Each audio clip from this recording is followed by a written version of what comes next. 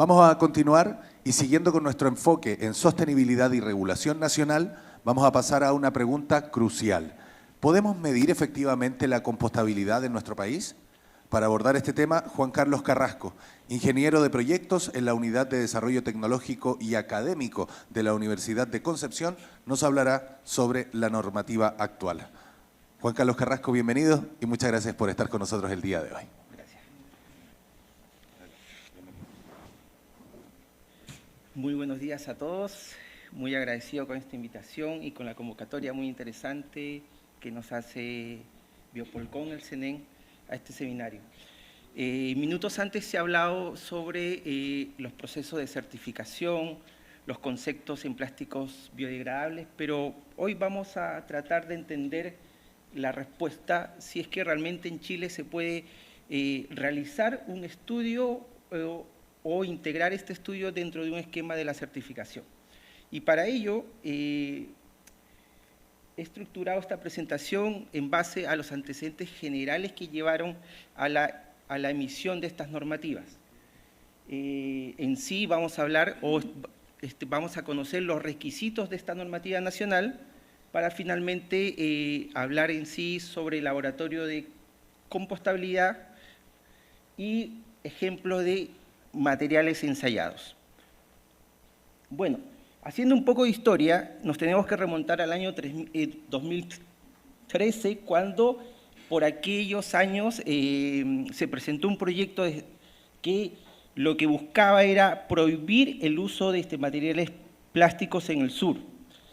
Y en el 2014 lo que buscaba esta ley era que esta regulación tuviera un ámbito más nacional.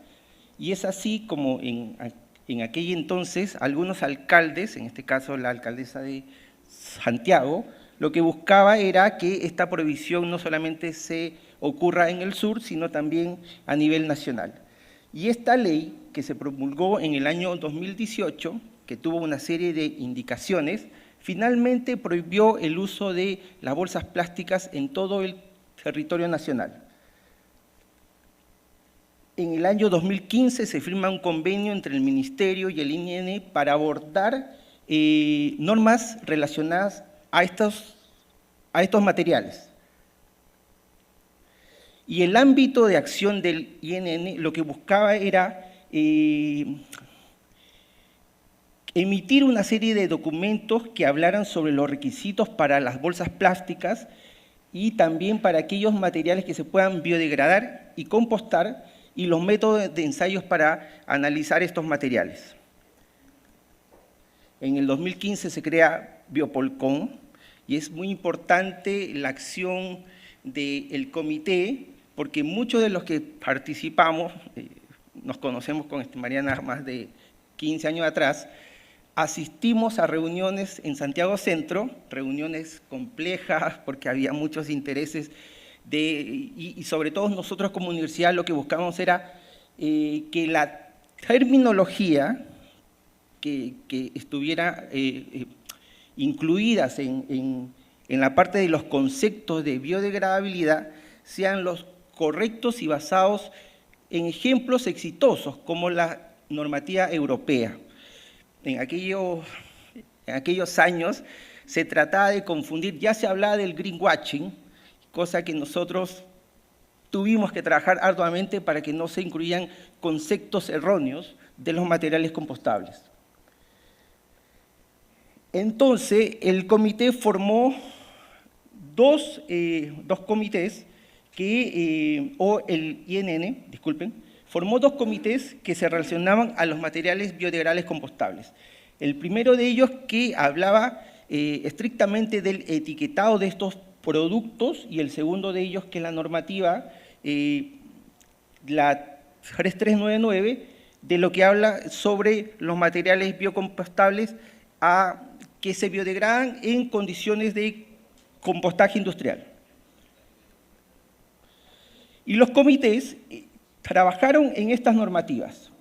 Las dos primeras de ellas lo que buscan es establecer los requisitos del análisis y la segunda, que se podría llamar normativas madres, que abordan el tema de la regulación de los materiales compostables. Se creó, como mencioné, grupos de trabajo y dentro del organigrama, nosotros como comité, como Biopolcom, participamos después de las consultas que se hicieron a estas normativas, y ahí es donde yo explico que se abordan estos temas de los conceptos. ¿Qué se ha avanzado? Y este es un cuadro oficial del INN. La proyección era que al segundo año estuvieran listos los laboratorios y todo eso. Llevamos más de una década y seguimos discutiendo los procesos de certificación. Yo los invito a esta reflexión porque es muy importante. En el camino se han sumado muchos malas prácticas de greenwashing que se hubieran evitado si es que por aquellos años, 2017, ya hubiéramos tenido instaurado un proceso de certificación. Y todos sabemos que Chile a nivel de región lidera o fomenta, si lo comparamos con países, digamos, el tema de los plásticos compostables. Sin embargo, hace algunos años ya Brasil tiene un esquema de certificación, bueno, y ni qué decir Europa, Estados Unidos, pero seguimos nosotros hablando de estos procesos. Entonces, lo que tenemos son normativas, tenemos la normativa chilena y tenemos, en cierta manera, y lo digo con total transparencia, 2 laboratorios en Chile que realizan ensayos de biodegradación y compostabilidad. Y también quiero ser crítico con esto. Hay muchos ensayos que se han realizado en el camino que no tienen nada que ver con la biodegradación y que ha servido como respaldo para algunas iniciativas empresariales y como lo dijo el profesor, que acentúan mucho más el greenwashing. Entonces, ¿el rompecabezas está completo? No. Lo que buscamos ahora es, y ya entrando al tema de la normativa, es que si la normativa aplica para este conjunto de materiales, aquellos materiales que tienen un origen biobasado y un origen fósil, pero que se pueden biodegradar o compostar en condiciones controladas. ¿Y qué es lo que abarca la normativa chilena? 4 grandes grupos de ensayos. La caracterización química, que es relevante, la biodegradación como tal, la desintegración y la fitotoxicidad. El primero de ellos es muy importante porque es el primer filtro a la cual se somete un material. Y es importante porque en Europa, y hemos tenido la experiencia de acompañar a algunas empresas a un proceso de estudio, y obviamente cuando el material, por ejemplo, una bolsa compostable, se elaboró con una tinta X de origen fósil y esa tinta de repente produce una concentración de metales pesados por encima de lo permitible, simplemente se le dice al cliente, oye, no podemos continuar con tu ensayo porque no has cumplido con esta regulación. Y este es un esquema general de todas las normativas involucradas y el conjunto de ensayos que se realizan. La caracterización química, vuelvo a repetir, la biodegradación, desintegración y ecotoxicidad. Y el plazo máximo de duración son 180 días. Cuando un material verdaderamente es compostable, llámese una bolsa de 25 micrones, 30 micrones, este plazo no se cumple, se reduce a 120 días y todo eso. En resumen, la normativa aborda esta caracterización y, como dije, y me detengo acá, en la importancia de este análisis de FTIR, porque para nosotros, en base a nuestra múltiple experiencia que hemos tenido, nos ha servido mucho. Esta fotografía que ustedes ven en la parte inferior es el espectro FTIR del ácido poliláctico. Estas mezclas que se mencionaban, estas mezclas con materiales de polietileno, llamadas así como biobasadas o en apariencia biodegradable y todo eso, van a salir como pilladas cuando el material a este primer filtro se someta del espectro FTIR. Entonces, fácilmente, cuando nos han entregado muestras a nosotros, lo que hemos visto que que en apariencia es una bolsa compostable. Uno dice, mira, este negocio está ofreciendo este material. Sin embargo, cuando sometemos a este análisis, les decimos, mira, tu bolsa tiene o sea, no es un ensayo cuantitativo, pero en su mayoría esta es una mezcla con polietileno. Y no es un ensayo vinculante, pero forma parte de todo el estudio completo de la biodegradabilidad y compostabilidad.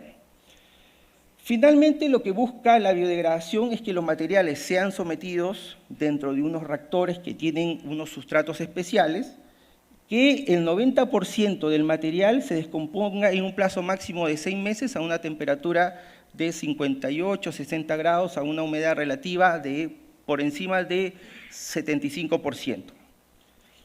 La desintegración, que es el ensayo más parecido a las condiciones de compostaje industrial, muchos se preguntan, ¿es el ensayo de biodegradación lo que va a ocurrir si es que yo entierro esto en mi jardín o si es que yo lo llevo a una planta de compostaje? No, el ensayo más representativo es la desintegración.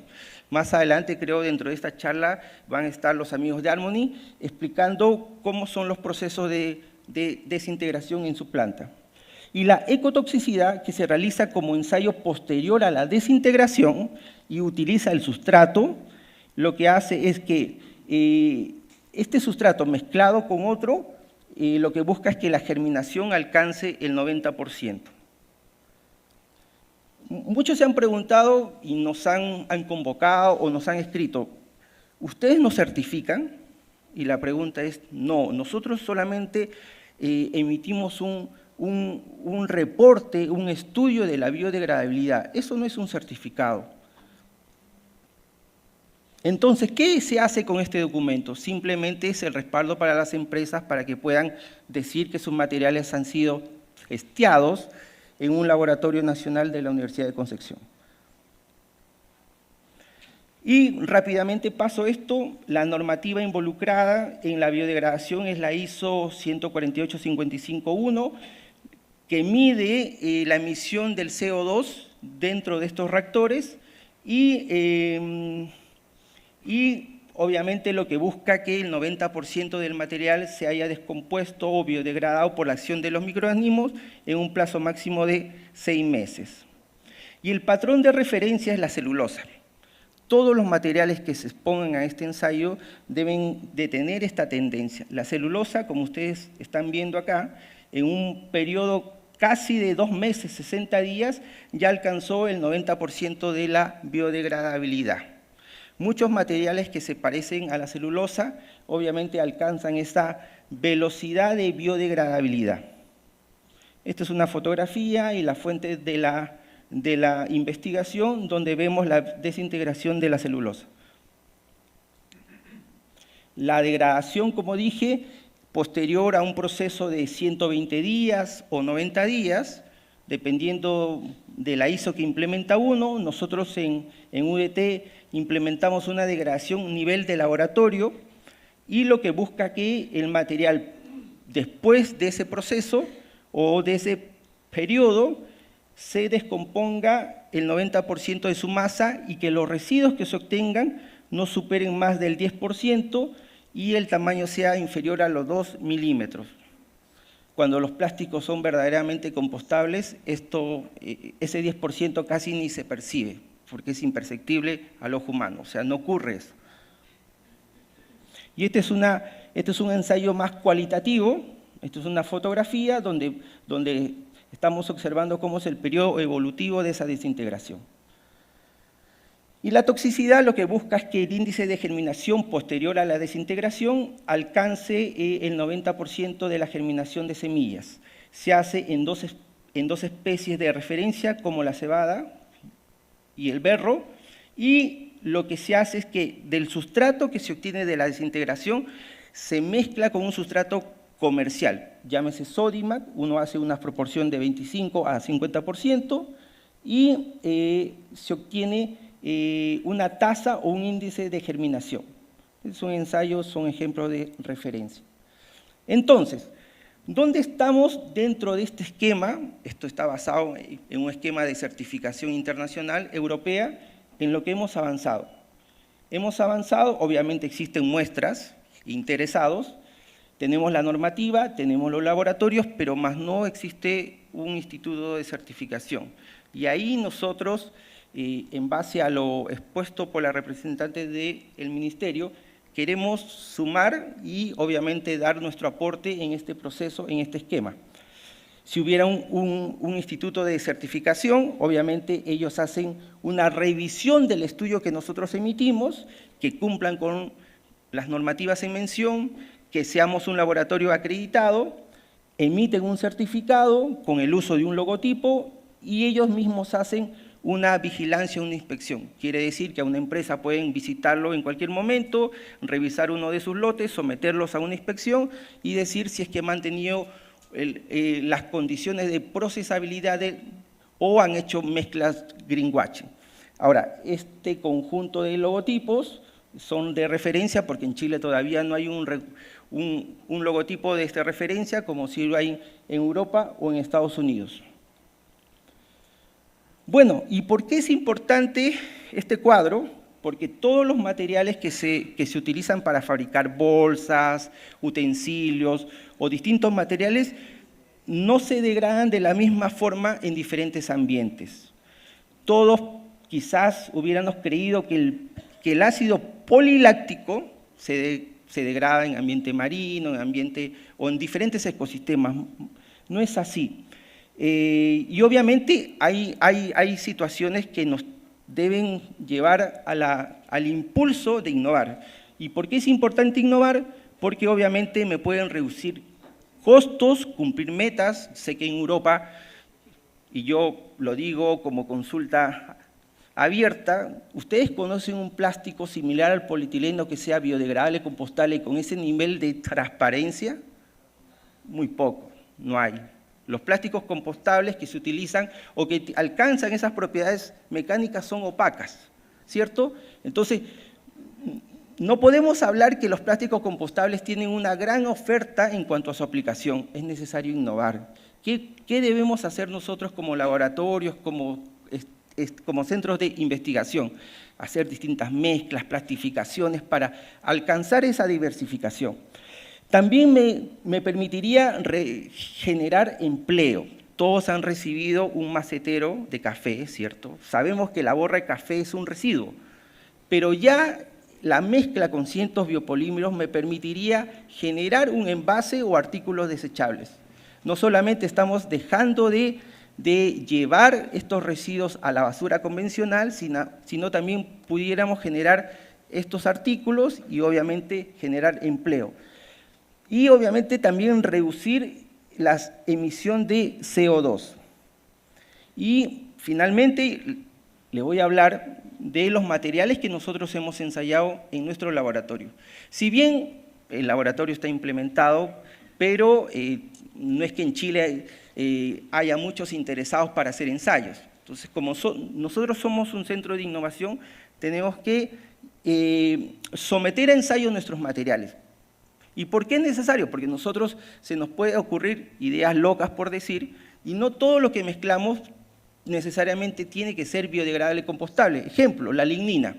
Todos creen que la lignina viene de los árboles, es muy natural y todo, pero la lignina tiene una característica, es bioacumulable, es el cemento vegetal. Entonces, yo puedo hacer mezclas de PLA con lignina, muy bonitas para hacer maceteros, pero eso no es compostable. Entonces, nosotros hacemos ensayos para someter nuestros materiales y en principio hemos desarrollado este conjunto de materiales para la exportación de arándanos. Nosotros hemos elaborado formulaciones que no alcanzan quizás el nivel de transparencia de un polietileno de alta densidad, pero sí me permiten a mí reemplazar esta bolsa camisa ventilada que se utiliza dentro de la caja de exportación de uva, los clanchel, y también hemos avanzado en un reemplazo al anhidrido sulfuroso. Nosotros tenemos una molécula activa que es inodora, que no contamina en cierta manera la baya del fruto y que controla eficientemente cualquier hongo. Siempre hay que saber colocar las dosis o las concentraciones necesarias dentro del embalaje. Después hemos desarrollado, y esto lo han visto ustedes muchos en la feria Circle Packs, hemos desarrollado un embalaje para la cereza, ¿ya? Con la misma funcionalidad de una bolsa de atmósfera modificada, a partir de la inclusión de nanopartículas minerales que obviamente me generan una permeabilidad para hacer ese mismo efecto de la atmósfera modificada. También hemos aprovechado el residuo de la cáscara de arroz para hacer estas bandejas para reemplazar estas bandejas que se utilizan en el envasado de aves, y es un proyecto que lo hemos trabajado desde su génesis a través de diferentes formulaciones. Posteriormente hemos hecho la extrusión de láminas acá en Santiago y el termoformado de estas bandejas. También hemos aprovechado el orujo de la uva, este orujo que se acondiciona, se mezcla con biopolímeros y que se generan estos envases descartables. Acá mis colegas están haciendo una degustación de unas ricas papas fritas y ver cuál es más o menos el desempeño de estos envases. Todos sabemos de estos residuos que se generan en las playas, las algas. Nosotros hemos generado una formulación para fabricar estas bolsas e-commerce, que la vemos y que muchas han sido cuestionadas porque en apariencia dicen que son biodegradables, pero muchas de ellas no lo son. Hay una empresa que tiene una bolsita amarilla muy famosa y que la hemos testeado solo por FTR, y obviamente lo que nos da como resultado que prácticamente es polietileno. Bueno, y esto es una iniciativa que lo estamos trabajando recién, los envases de café. Este es un proyecto que se viene y lo que buscamos nosotros es generar un envase reutilizable y compostable. Eso es importante, que resista la tolerancia a la temperatura y que pueda aplicarse dentro de este concepto de sustentabilidad en base a la ley de plástico de un solo uso. También hemos avanzado en el tema de los mulching, que quizás no se relaciona con la normativa, pero sí con la aplicación. Sé que muchas empresas acá suministran resinas para hacer mulching, pero nosotros hemos dado quizás un impulso, una versión 2.0, porque hemos programado la biodegradación virtud al tiempo de cultivo del fruto o del producto hortofrutícola. Llámese, si una lechuga se tiene que, si el fil que se utiliza para el cultivo de lechugas se tiene que biodegradar en 6 meses, nosotros hemos elaborado una formulación para cumplir con ese tiempo. Y este es un proyecto que tiene nada que ver con el tema envases y embalajes, donde nosotros hemos desarrollado una formulación llamada así en su principio como superabsorbente, no alcanzó esa condición, pero sí me permite un ahorro de agua del 30%. Si esto lo llevamos a millones de litros, obviamente, y en periodos de sequía es importante. Quizás, obviamente, se parece mucho el producto a alimento animal, pero tiene una acción superlativa en cuanto a ahorro de agua en temas de cultivo de arándanos, ¿no? Y eso sería todo. Muchas gracias por la invitación nuevamente. Atento a las consultas.